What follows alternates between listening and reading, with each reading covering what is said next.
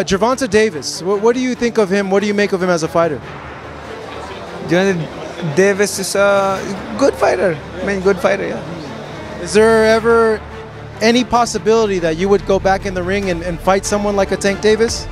If he wants, and if he come up to 147, then we can fight. He can't meet you at 140? 145 maybe. So this is big news. You're willing to do a catchweight fight with Tank at 145. 145. What happens? You have a lot of experience, but he's explosive. What would happen in that fight? Oh, that's not a problem for me. Because I'm an experienced fighter, so. Boxing superstar Manny Pacquiao. I've been talking about a fight between Pacquiao and Gervonta for the last few months, and Manny Pacquiao tonight in Saudi. He says he's open to fight Gervonta Davis at 145. Manny Pacquiao was champ at 30, champ at 35, champ at 40. And a fight with him and Pacquiao, I love that fight. I think Tank at 145, Manny at 145, let's make it happen. Okay mga kaibigan, sa Saudi nga po pinahayag ni 8th Division World Champion ang ating pong pambato.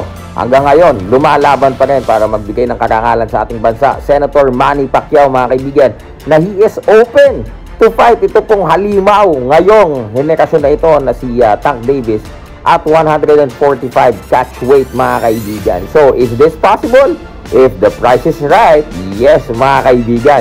So, I think this will be really an explosive fight and talagang siguro kung itong si Davis ay naghahabol ng numbers, a fight against Manny Pacquiao, eh siguro maibibigay sa kanya yung hinahanap niyang numbers na yon mga kaibigan. Ang pinakamalaki nga po nitong pay-per-view ni Tank Davis is against Ryan Garcia, but he knows for a fact what Manny Pacquiao can bring to the table mga kaibigan. And siguro sa side din ni Senator Manny, siguro tinitingnan niya itong laban na ito na talaga nga naman makakapag-generate din ng numbers para sa career niya.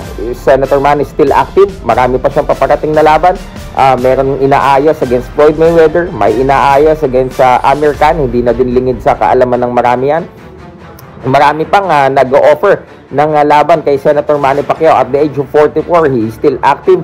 Talagang lagi pa rin nagpapakondisyon. At talaga nga namang ika nga nila, kalabaw lang ang tumatanda mga kaibigan. Who knows, ano? Alam natin na may danger din ang paglaban dito kay Tank Davis sapagkat ito ay explosive. Pero nga, sabi ni Senator Manny Pacquiao, not a problem with me. I'm an experienced fighter. At ito mga kaibigan, mismong ang MP President Sean Gibbons, interesado po sa laban na ito mga kaibigan. In fact, they're asking us to, make a discontent mga kaibigan dahil talaga pong posible na maikasa ang Manny Pacquiao versus Gervonta Tank Davis.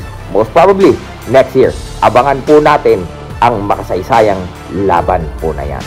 Woo!